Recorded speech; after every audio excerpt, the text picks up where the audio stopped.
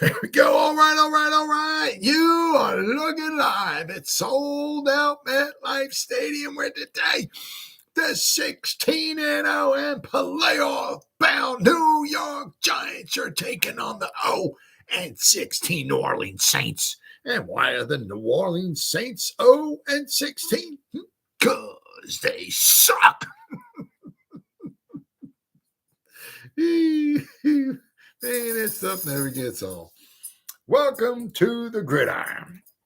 Oh, let me move the chair for my buddy Randy here. Hold on. All right. Okay, Randy's here. We can begin. All right. Anybody out there at all that's going to spend a little bit of time with me here this evening, I greatly appreciate it. Thank you. Or anybody's going to spend any time watching the replay this, once again, thank you so much from the bottom of my heart. It means the world to me. Thank you. Going to try to go about 30 minutes here tonight, shoot my mouth off for about 30 minutes. Anybody got anything to say, please feel free to fire away, throw in the chat box. Yeah, she try to check on the chat box like every 5 or 10 minutes. As soon as I see something in there, I try to respond to it as fast as I can. So please feel free and fire away. But plus also, instead of me just rambling on for half an hour, 45 minutes, or whatever it might wind up being, it's just nice to talk to another Giant fan. So please feel free. Before I get started, if anybody wants to help support my channel out, it would mean the absolute world to me. In the description box below, there's a top link in the description box, takes you to my membership page. I got 3 different membership levels. The first one's called the Saquon. The second membership level I got is called the Lawrence Taylor, and the third membership level I got is called the Gridiron. Each one has their own little perks to them, so if you want to help support my channel, it would mean so much to me, and I thank you in advance. Thank you. If you are subscribed to my channel, thank you. I can use all the support I can get, guys. But if not, please go down below, hit the subscribe button, hit that bell icon. That way, next time I go live or if I put a video out, you'll be notified. And it's free of charge. What do you got to lose, right? But if you are subscribed to my channel, thank you. And then finally, a little farther down in the description box, there's 2 additional links. The top one's a Facebook link, which I'll go over in just a minute. And the one just underneath it, to me, it's a Twitter link. It's always been Twitter. It's Twitter today. It'll be Twitter tomorrow. 7 trillion years from now, to me anyway, it'll be Twitter. Whatever letter of the alphabet Elon Musk wants to call it, that's on him. I'm not calling it. It's Twitter. I usually, it's my Twitter account. I usually try to put some stuff in there every day, Giants related, of course. If you follow me on Twitter, I will follow you back. That's an absolute promise.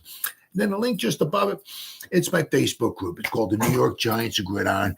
We have over 7,300 members in the group. It's doing simply marvelous, might I add. And basically, if I got internet access and if I'm alive and breathing, I'm putting stuff in here darn near 365, right? And not only do I post stuff in there every day, but if you become a member, the members post stuff in there as well. So between me and the members, there's a ton of New York Giants information going in the group every day. It's called the New York Giants Gridiron. Please join it. Please become a member. You won't be dissatisfied. I promise. Having all that stuff said and done, that away with baby, huh? Oh man, nothing put a smile on your face, huh? Then getting a dub, right? 3 in a row, Tommy chicken, lasagna, ravioli, Parmesan, prosciutto, whatever you want to call them. 3-game winning streak, baby. 17 out of 21. He's the first, or the only quarterback. I mean, I don't know where to get. I mean, it's some of these stats they just come up with. I don't know where to.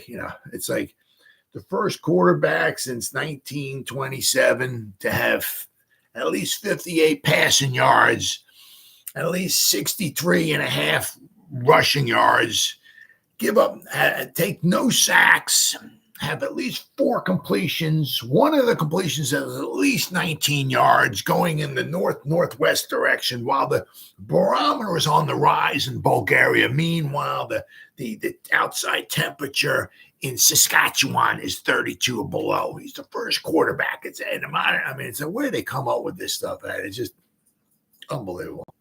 But first quarterback since 1950 to complete at least 80% of his passes. 17 out of 21. I think if I remember correctly, I think two of his passes were like one of his first two incompletions were his first couple passes or something like that. So he was like on fire after that. But 17 out of 21 is like 80.9%. So it's like 81% he completed. It was actually, there's a couple things. There's a couple things I want to go over. But one, since he's the only quarterback since 1950, excuse me, complete at least 80% of his passes. I think have at least 70 rushing yards, take no sacks, and I think have no interceptions, right? Or commit no turnovers. He's the only quarterback, basically, pretty much ever, I guess. Or you go back to 1950 with those stats. Where they come up with this stuff, where they come up with these stats, just, basically they just plug everything in, and because they have all the stats for all the quarterbacks going back, whatever. They just plug the stuff in and they just pop up that's the analytics for you. And then also he's the only quarterback in the past 3 games anyway to be undefeated and to have a passer rating of at least 100 in those last 3 games. He's the only quarterback to have that done too. Now it's also not forgetting, against the Jet. They're kind of like bringing him along slowly, right? Because let's not forget the Jet game. I think they let him throw the ball, I think, one time. So they're kind of working his way in, or working his way. He's getting more and more comfortable with the offense. Hopefully against the Saints, they'll maybe take the brakes off a little bit more, give him a little bit more on his plate, let him throw the ball a little bit more. Now, usually, Nolans is usually what they're usually kind of calling the House of Horrors, but usually that was kind of more or less like when Drew Brees was there. That it's only because all he did was throw the ball. Come back and just throw the ball, and we a lot of times get smoked there quite a bit. But let's not forget, ever since Drew Brees left, it was a couple years ago, right? Let's not forget the overtime win we had in Nolans, right? We forgot what we were down by. We were down, and I think it was Saquon. I'm not sure if that was the touchdown he scored to tie the game. I have to go back and look, but Daniel Jones hit him. He was coming. I can't remember if he came out of the backfield, if he was lined up wide or whatever, but he caught a pass streaking down the left sideline. Kwity was running. I think a safety came over. Saquon just put a move on him. The safety left his jock strap laying on it. He ran over to go pick it up, of course, and Saquon waltzed into the end zone. And then we wound up winning in overtime. That was the game, I think, where Ross, is that his name? The guy we had for 1 year, the real fast guy, he caught a touchdown. Well, actually, it was a touchdown pass, but it wasn't a touchdown pass. Apparently, he caught it, and apparently they ruled it where I guess he fumbled the ball before he got into the end zone. It looked like a touchdown pass to me. I don't know what they're talking about, but I guess he fumbled it before he got into the end zone, and then the ball, was in the end zone. He went and pounced on it for a touchdown. So, but but of course Drew Brees wasn't there, and of course absolutely Drew Brees his last season or so was just like a shell of himself. He couldn't even throw the ball down the field. But of course we had that the one where was Eli, I think, had 5 or 6 touchdown passes, but Drew Brees had 7. That famous game. But there was a bunch of other games we got just annihilated in there. I don't think it's going to be that case this time. I think if our defense can do a decent job, I think we'll have a chance. Certainly have a good chance in that game. Because they're Nolans, they're nothing super. Doesn't mean we're going to go and walk out with a W. We could certainly lose by whatever, double digits there. So don't get me wrong. But New Orleans isn't nothing special. They're pretty much.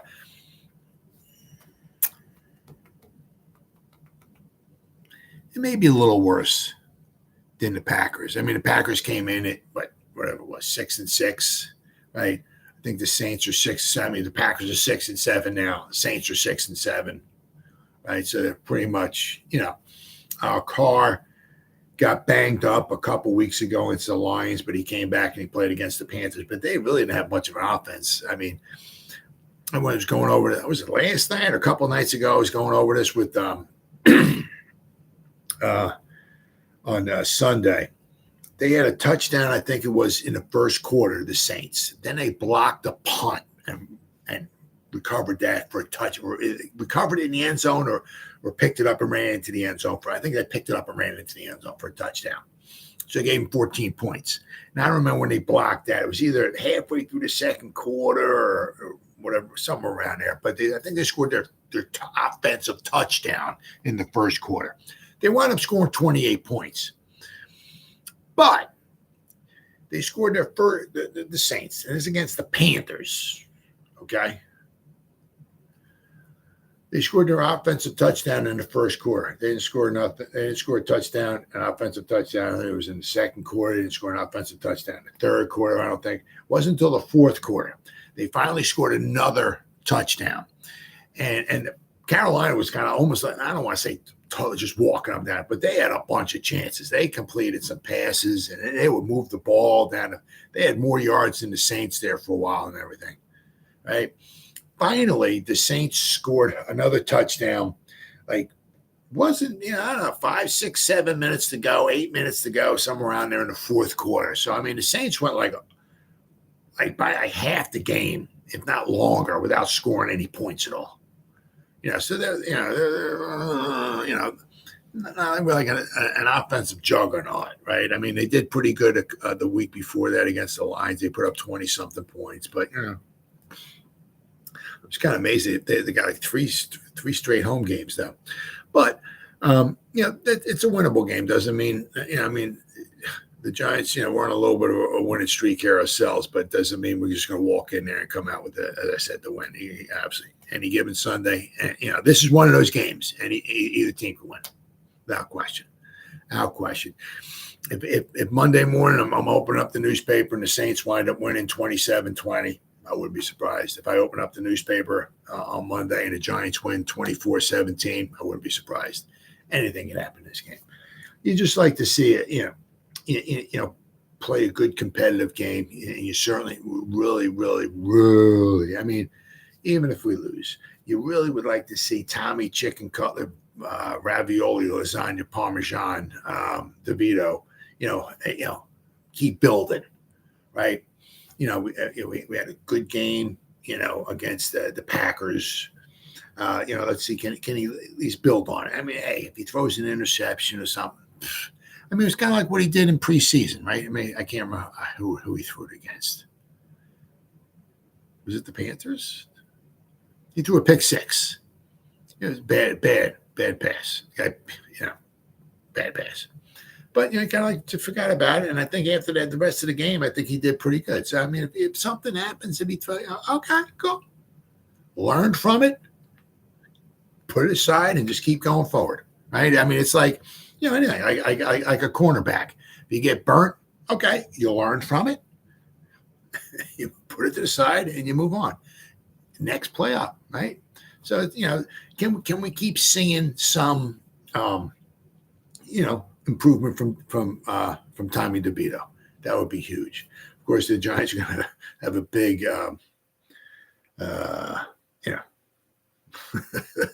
they got some decisions coming up. Now, without question, I mean, I'd have a hard time, seeing where Tommy Chicken Cutlets there won't be, considered to be the backup quarterback. I mean, I'd have a hard time believing that. I mean, if you got a backup quarterback who's undrafted, who just comes in there, and leads your teams to, and let's not forget, he played against the Cowboys, right? He put up 17 points. Perhaps, you call me crazy, but just perhaps if our defense didn't give up 7 touchdowns and 640 yards of offense, maybe we'd have scored some more points. I mean, I don't even want to, I just can't stand the Eagles and the Cowboys. So Does it show? But what the Cowboys had like 32, 33, something like that, first downs. You know how hard it is to get that many first downs? You know how hard it is to get like 8 first downs every quarter? You know how hard that is to do? You know how hard it is to give up 640 yards of offense? 49 points. But it was almost a 50 burger, right? I'm saying, but just perhaps if we were to stop the Cowboys, right, once or twice, maybe we would have scored some more points, right? But I mean, let's not forget, right? I mean, he put up 17 points, and which is 17 more points than we scored with almost our full offensive arsenal in there against the Cowboys at home, game 1, right? So, but I mean, let's not forget. I mean, he didn't light the world on fire against the Patriots. Let's not forget, if it wasn't for the turnovers that we got on defense, we may not have scored any points. But you certainly see his confidence growing. And I mean, as far as him, to me anyway. I mean, because I'm not in there and all that. But I mean, I'm sorry, buddy. I'm sorry. Got my buddy Randy down here. Sometimes I move my leg and I wind up. I'm sorry, pal. But I mean, if he ain't considered for the backup quarterback, something's wrong.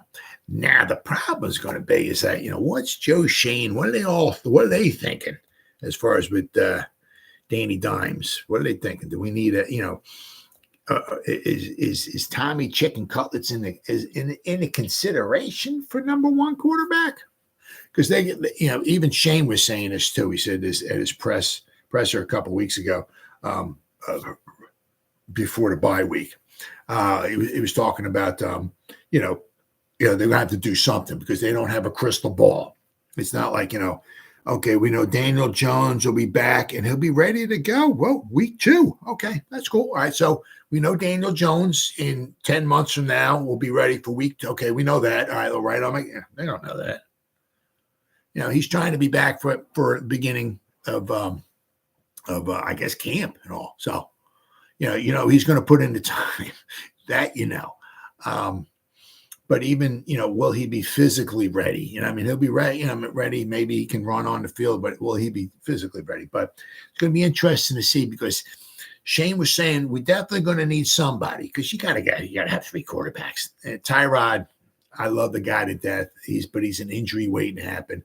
If you're going to have a good quality backup quarterback, Tyrod's the man. He can be on my team anytime. The problem is, what happens every time he gets in the game? Or, he gets injured, right? But so it doesn't really seem like they're bringing him back. Of course, if they did, they have he has a little bit of dead cap money, a couple $1 million next year, dead cap money. But if they were going to bring him back, it's going to cost them whatever, another $5 million, $6 million, whatever to bring him back. So it doesn't seem like they're going to be bringing him back.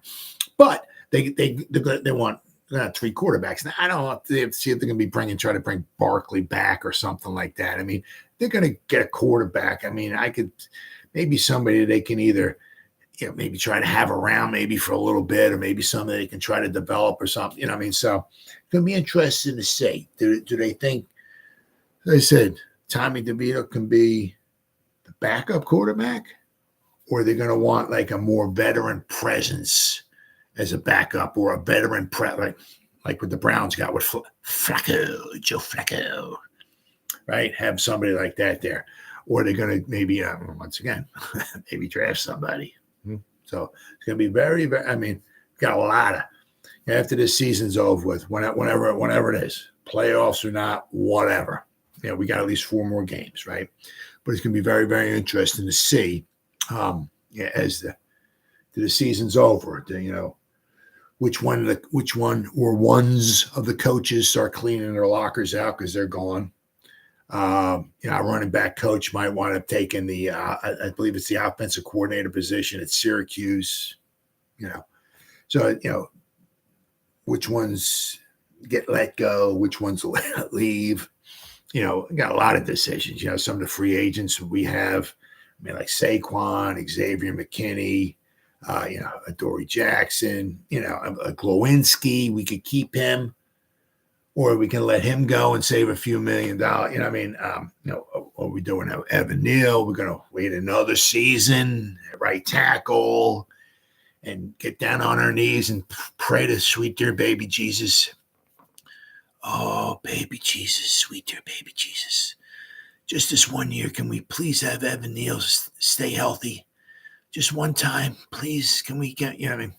Are we going to do that? Are we all going to get in a circle and hold hands and sing Kumbaya and hoping Evan Neal can stay healthy so we can evaluate him at right tackle?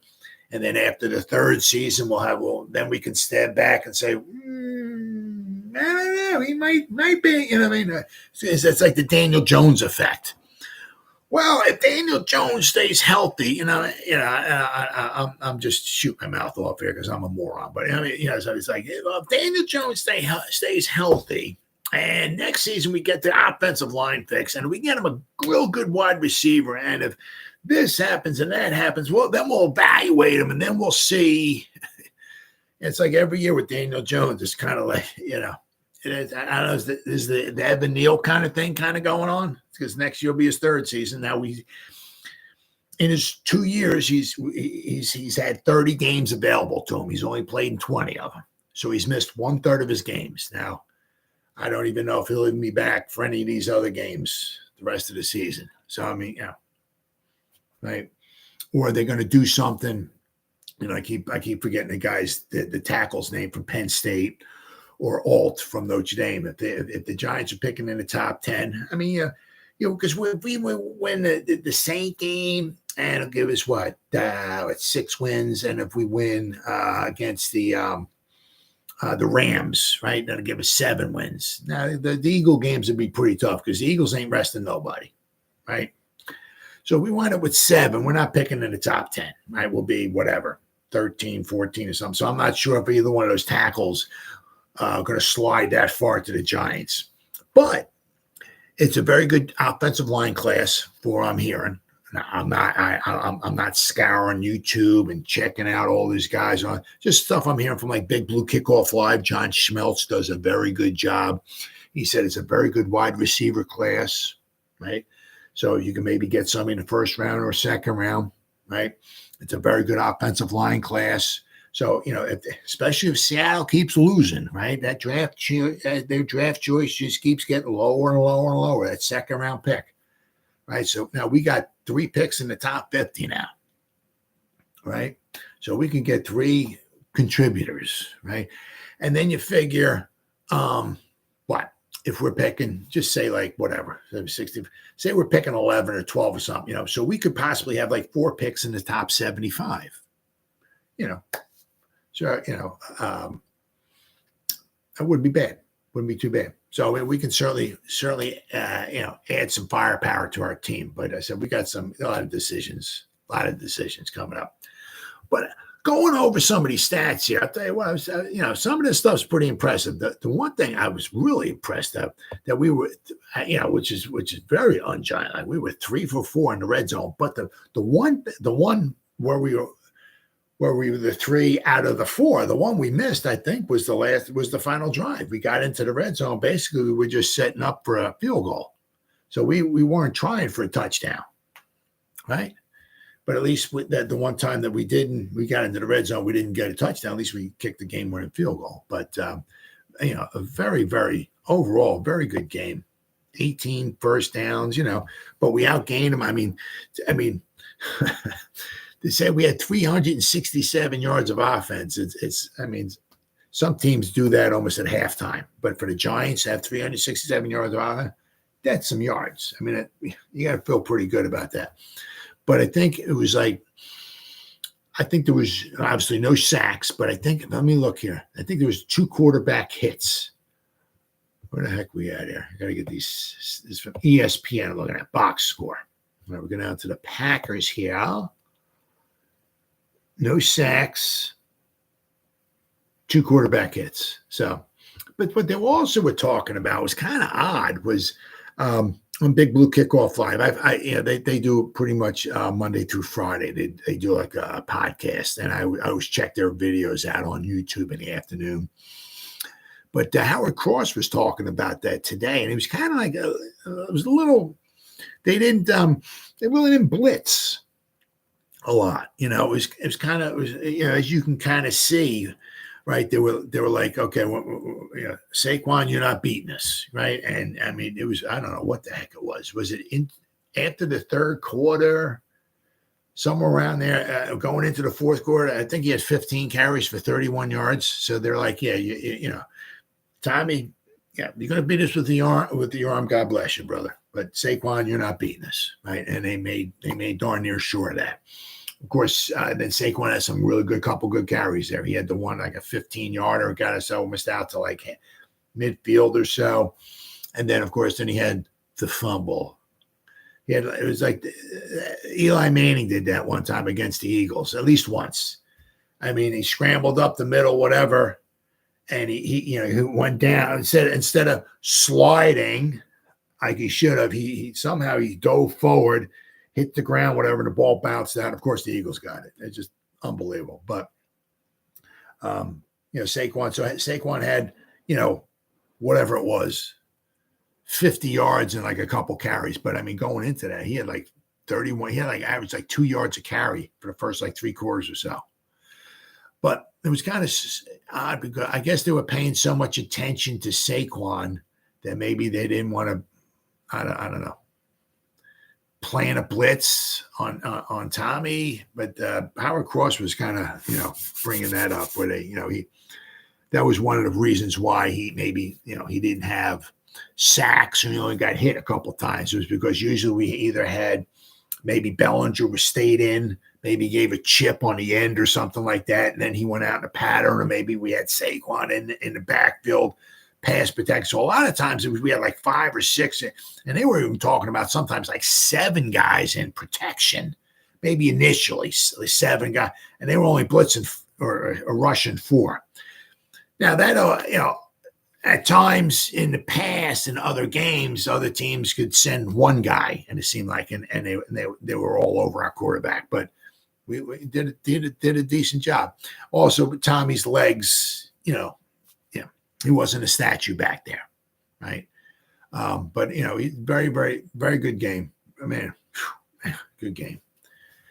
The way it's kind of going this season, like for the Giants, like it was kind of like the Buffalo game or that Jet game when Saquon went forward and the ball popped out and they get the ball. Corey Ballantyne, who we drafted in the 6th round a few years ago, picks it up and runs right. I mean, it was almost kind of like the way the season had been going anyway. It was just kind of like, oh my God. I mean, if we wound up losing it because of that, you can just point back, the Jet game, we lost. I mean, we missed a 5-yard field goal. If Gano kicks the field goal against the Jets, we're up 13. I mean, come on. I mean, that's like an extra point, right? If he makes that, we're at 13-7, and the game's because the Jets would have to score a touchdown then, right? So the game would be pretty much right. And then of course, I mean, think about it, right? If that game goes differently, if we kick a 35-yard field goal, right, we win that one. If the refs actually called this some type of a holding or whatever in the Buffalo game, we get 1st and goal at the 1-yard line, right? Or if Tyrod Taylor goes up to the line of scrimmage, I forgot how much, 12 seconds, 14 seconds, or whatever it was left in the first half against Buffalo, and instead of changing the pass play to a run, and it's like, if you don't get in the end zone on this run play, you're not going to score any points. So maybe if that kind of flashed to his mind and say, oh yeah, let's keep it at a pass. So if I throw an incomplete pass, I can't take a sack. I can't run and not make it. I got to throw the ball, right? But if he throws an incomplete pass and we kick a field goal there, we get down to the end of the game against Buffalo. Maybe we only need a field goal and we win that one, right? So I mean, there's just so many things. But I mean, you think about it, right? We're on our 3rd string quarterback. We lost our 2nd string quarterback, obviously. We lost our 1st string quarterback 2 times.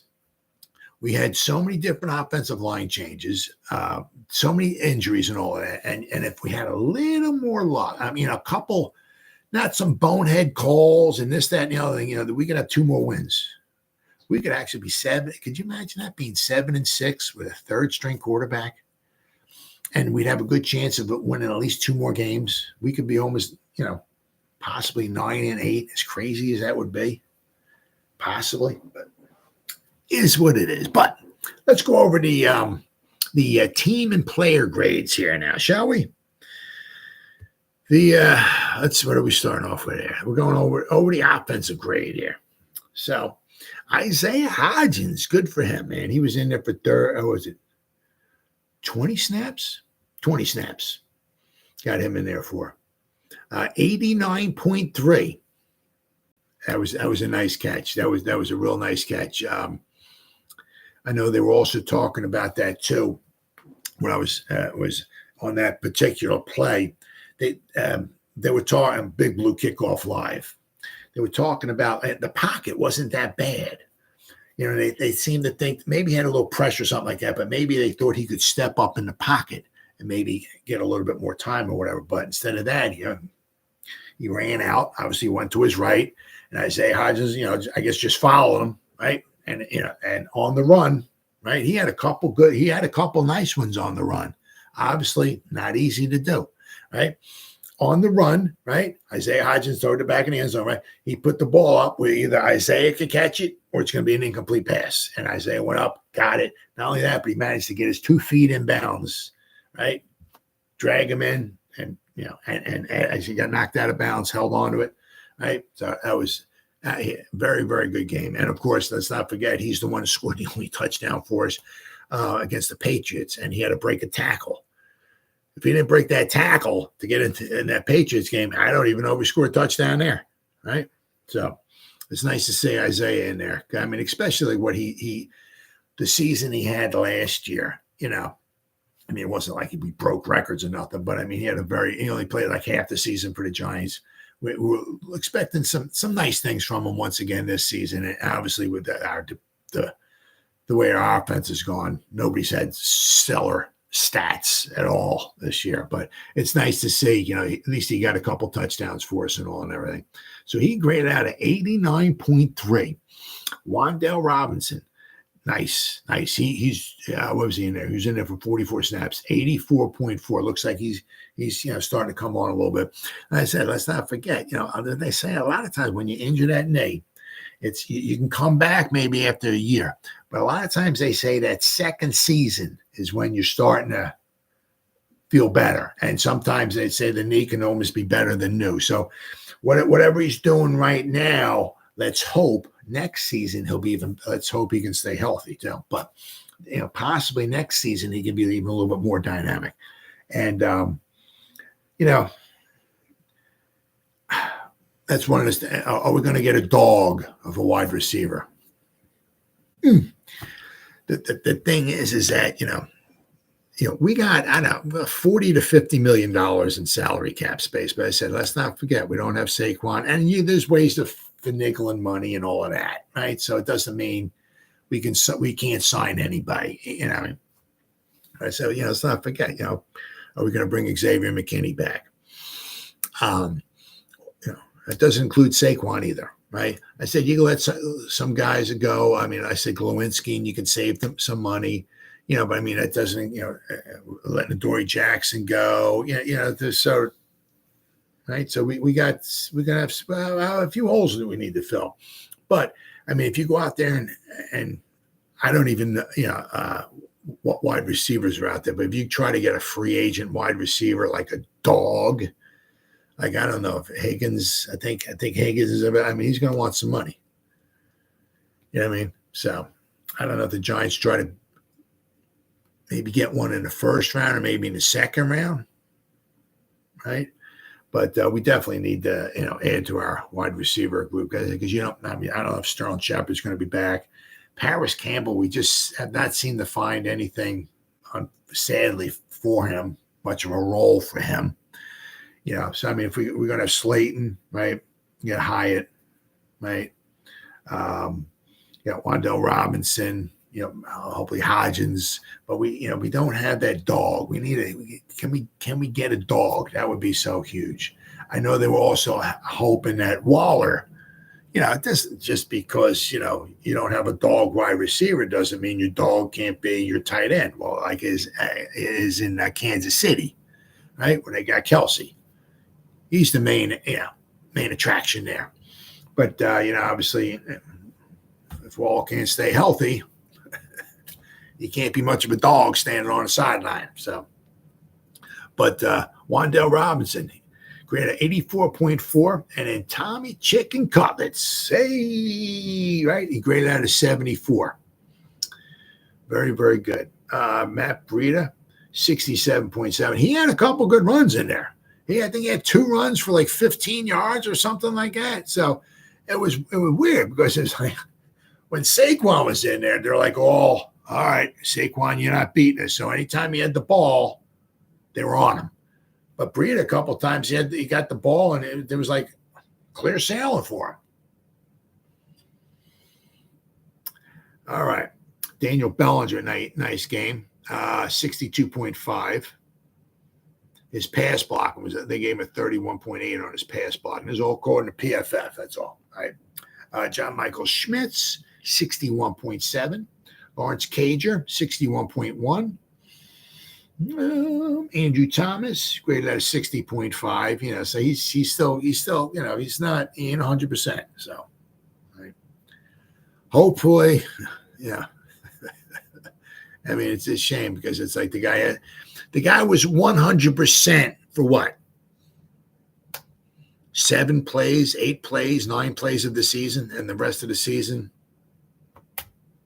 he's got, he's going to be a little dinged up. I mean, so whatever that one drive was the Giants had, however many plays that was, 7, 8 plays, whatever that was, then once they kicked the field goal, that's when he pulled his hamstring. And oh, my God, this season. All right. Mark Lewinsky was a 60.4. Darius Slayton, 60.2. Eric Gray, he was in there for just 1 snap. He graded out of 60. Sean Harlow, he was in there for 1 snap. I guess maybe they wanted. Maybe they had a big package in there. So Sean Harlow was in there. He graded out of 60. He was in there for 1 snap. Saquon Barkley was in there for 48 snaps. He graded out 59.8. Ben Bredesen, 58.6. Justin Pugh, 52.2.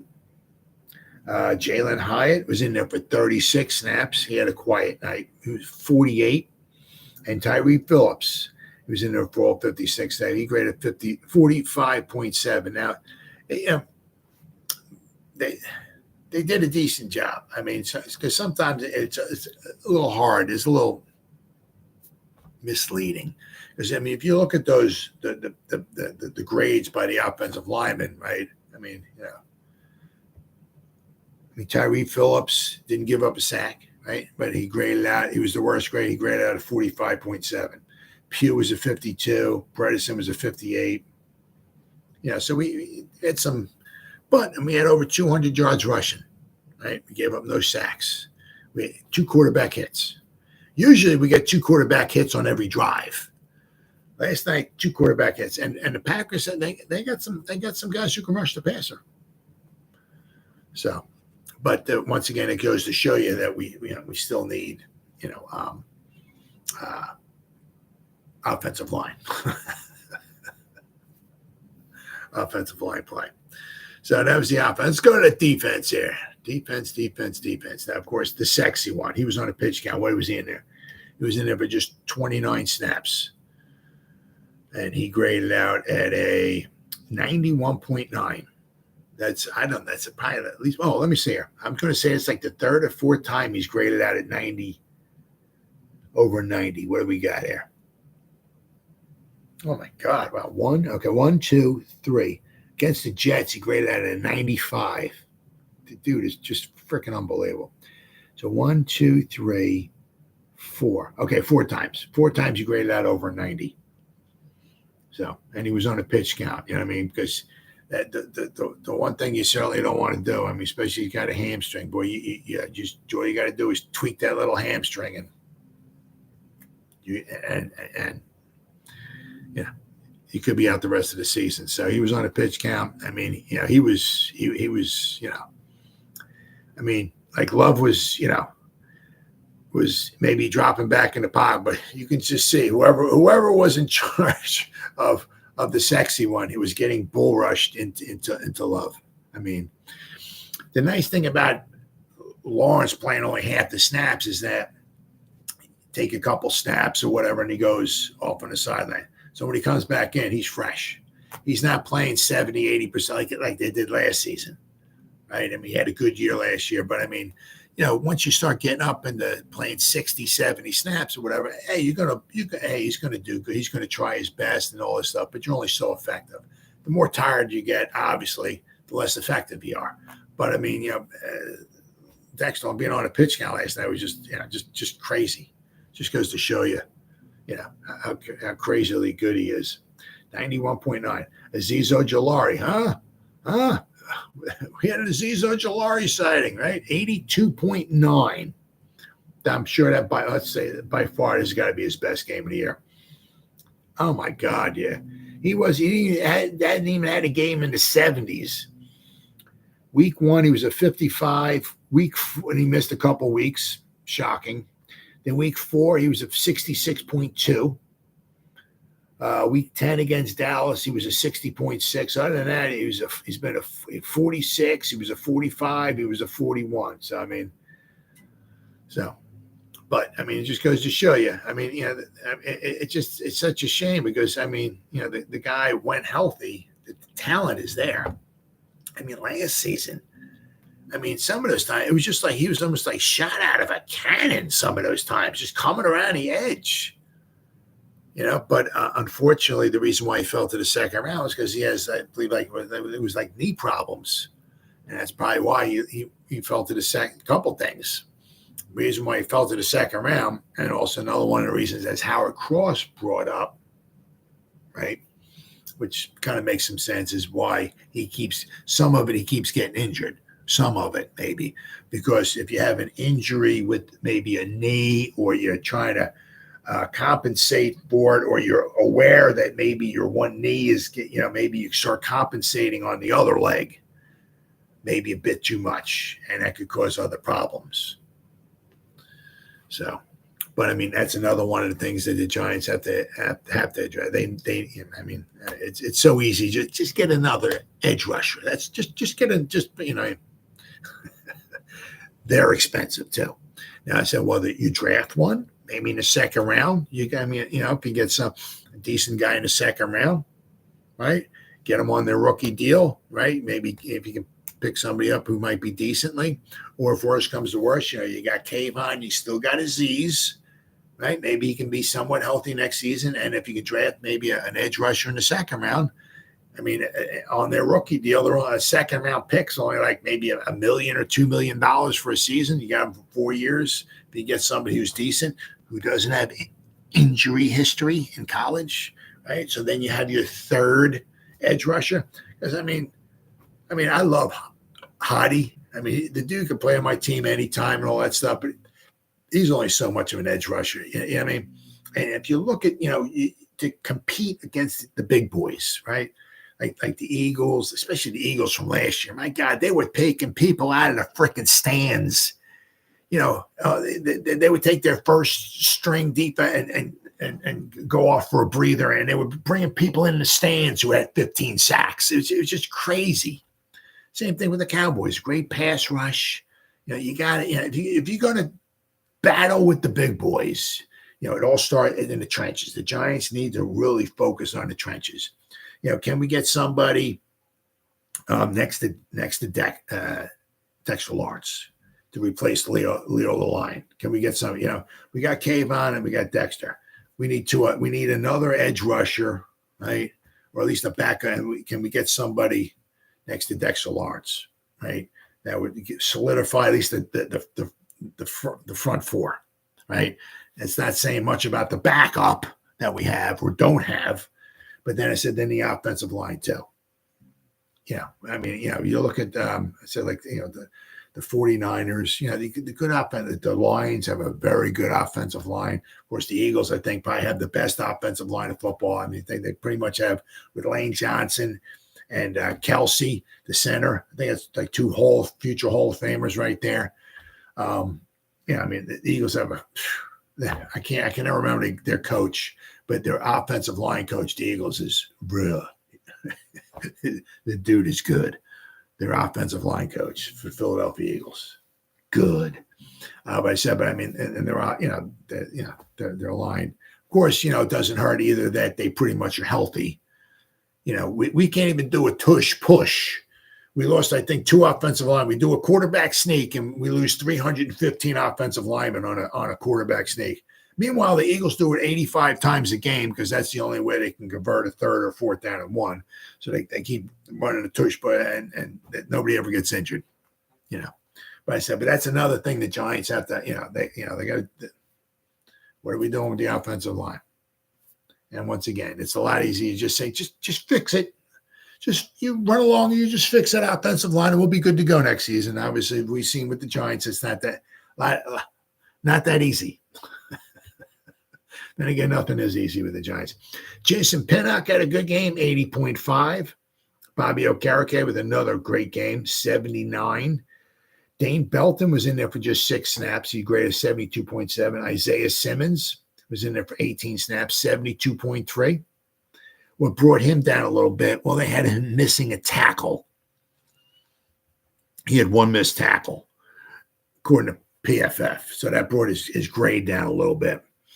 But Xavier McKinney had another good game, 70.5. That's the thing. He's really seemed to be coming on these last. I mean, after he was talking about like I guess I don't know if he was talking about what directly with Wink or he was kind of whatever he said. I don't think the captains are being heard. Maybe he's right? But I mean, kind of after that, he's really played pretty good.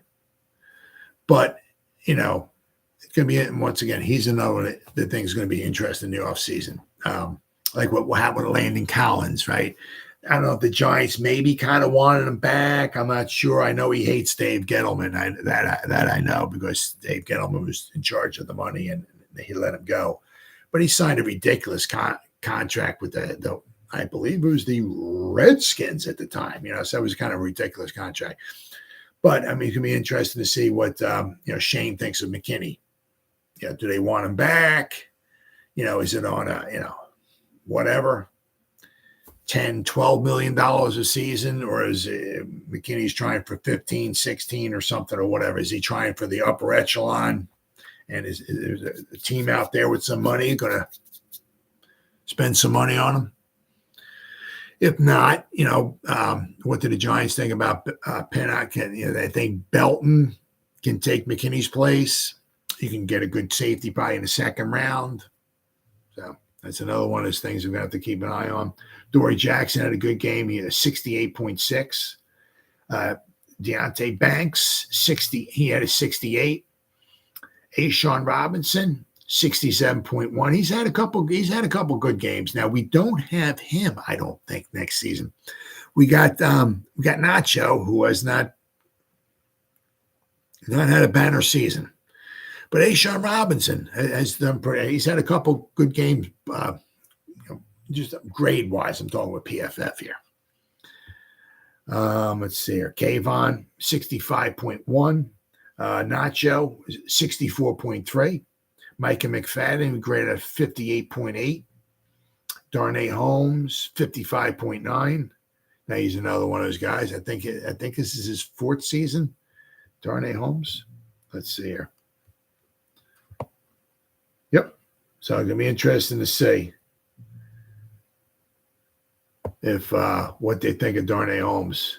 Are they going to keep him around? Or Jihad Ward, he was graded at 50.8. Cordell Flott, 38.3.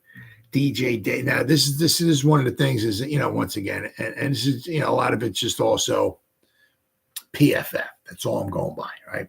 But it's one of those things, okay, is that, we let Leonard Williams go. Ashawn Robinson, if we bring him back, he's not going to cost a boatload of money. You're not going to get probably not going to get many sacks from him at all, right? Nacho's been a little bit disappointing, but I mean, once again, just by PFF, right? These last three guys, two of these last three guys, okay? The third, last guy, DJ Davidson, graded out of 38.3, okay? Benton Whitley, he played left outside linebacker for 6 snaps. He graded out of 33. Okay, but then the last one, right? Jordan Riley, graded out of 31.5. He played 9 snaps. All right, so between Riley played 9 snaps and Davidson played 11 snaps, but they were pretty much, wasn't like they played 75 snaps and they were gasping for air and they missed a bunch of tackles and this stuff. Right? I mean, they played 20 snaps between the two of them, and they both graded out in the 30s. Now, once again, this is PFF. Doesn't mean that they were unbelievably horrible. It's just a PFF size, the way they grade everything, and also they certainly could be better. But if they were wreaking havoc like Dexter Lawrence was, right, they wouldn't be in the 30s. Okay, so once again, that's another issue that we're going to put that next to Dexter Lawrence, right? So, all right. Then my favorite part, and this one just freaking kills me. So now I go over to the team grades. Now, this first one is just, I don't know, almost the whole season, the Giants have been number 32, according to PFF, the overall team grade. Okay, the Giants are once again number 32. Now, the Giants have won 3 games in a row. They're 5-8. Now, they're far from perfect. Far from perfect. But PFF actually has the cojones, right? They got the Carolina Panthers, who are 1-12, right? Their overall team grade is better than the Giants. I mean, I don't. Some of the stuff just makes you scratch your head. So we got the overall team grade. The Giants are number 32. The Giants are 62.6 as far as their team grade.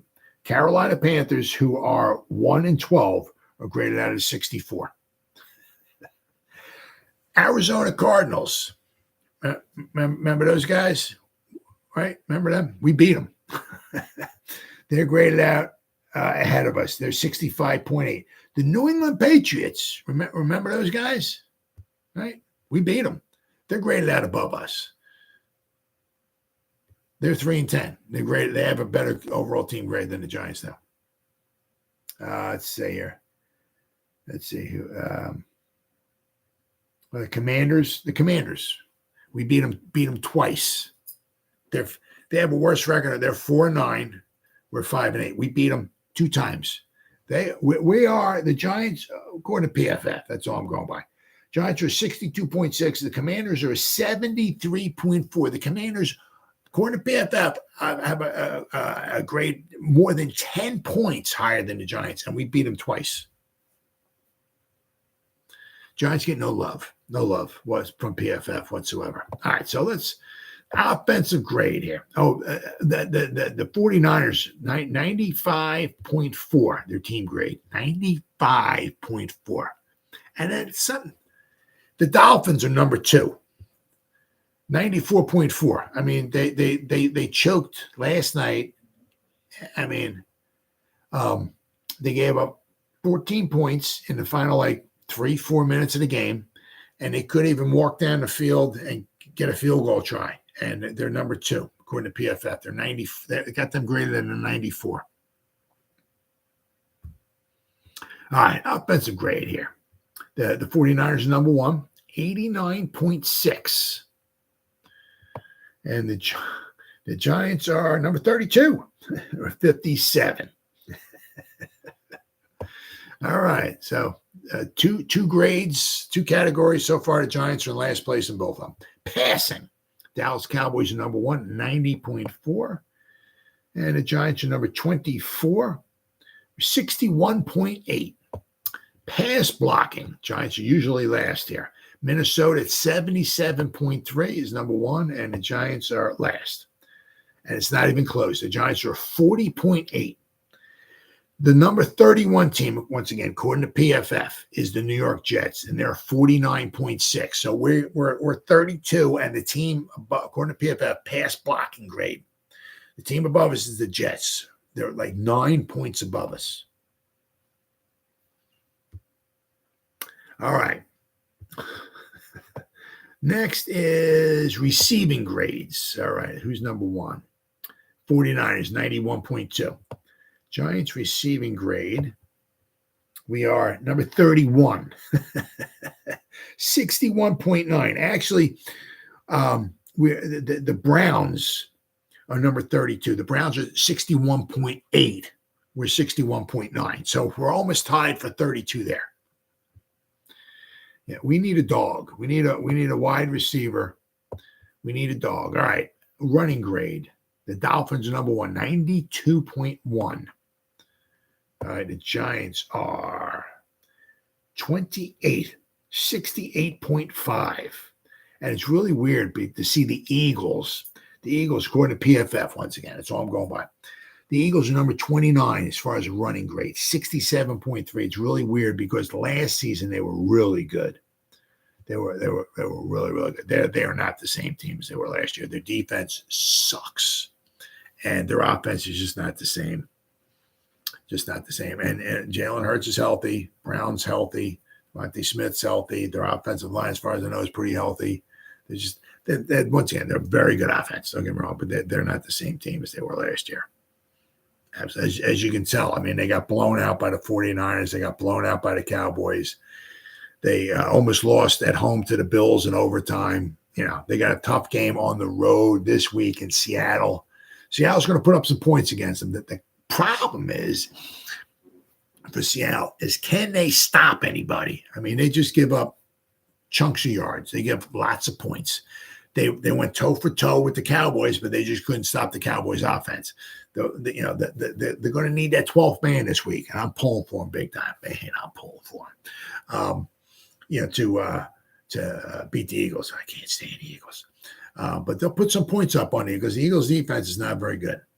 And I said, can the Seattle Seahawks stop anybody on defense? And it's just weird because they trade. I don't feel that bad for them, but they got Leonard Williams. I think ever since they got Leonard Williams, I think they're like one game. I mean, their record with Leonard Williams is horrible. And they gave up a second and a fifth. They gave up a second-round pick. Holy cow. Thank you, Seattle. Right? All right, let's see here. So next, what do we got? Run blocking. Detroit Lions, 75.5. The Giants, all right, run blocking grade. Giants are number 30. Oh, yeah, 46.3. Oh, my God, we're horrible. The defensive grade, okay. Once again, 49ers, the grade of the 91. I think, to me, 49ers are the best team in the NFL. The Giants' defensive grade we're number 18. We're graded out of 70. Run defense. The Falcons are number one. Falcons, 82.6. Giants run defense, we're number 19. We grade out a 60 overall. Tackling grade. Cowboys number one, 82.7. That's just kind of odd because last year the Giants were a very good tackling team. This year, not so much. This year, we're number 25. I mean, our tackling, according to PFF, is a 47.3. Yeah, not very good. Pass rush. 49ers number one at 90.9. I mean, you see a little trend here. The 49ers are number one in quite a few categories. The Giants are number 20 overall, 71.2. Our coverage grade, Jets are number one. Yep, 93.1. No arguments there. Their defense good. We're number 14 overall, 76.4.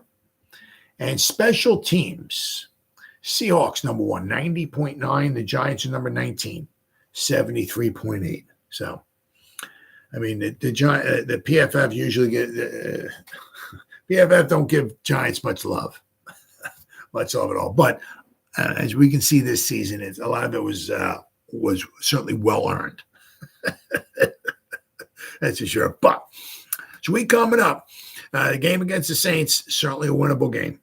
And maybe chicken cutlet Parmesan mania will continue for at least one more week. Because let's not forget, because the following week in Philly against the Eagles, and the Eagles, ain't resting nobody.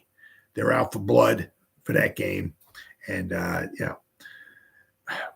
don't know how it happened, but let's not forget the last game last season, right? Regular season. Giants on the road in Philly. We have our backups in there. We lose by 6 points. We put our starters in there and we lose by about 300 points. So I'm not sure, how it all works out, but that's going to be that game in 2 weeks against the Eagles in Philly. That'll be a tough one. That'll be a real tough one. I mean, needless to say, because we have a hard time beating the Eagles. But this week coming up, Saints, a winnable game. It's not saying we are, but it's certainly be a winnable game. So, all right, guys, it's been 1 hour. Whoever spent any time listening to me live, thank you. Or if anybody spends any time watching the replay of this, once again, thank you so much from the bottom of my heart. It means the world to me. Thank you. As always, you guys stay safe out there and go Giants. Woo!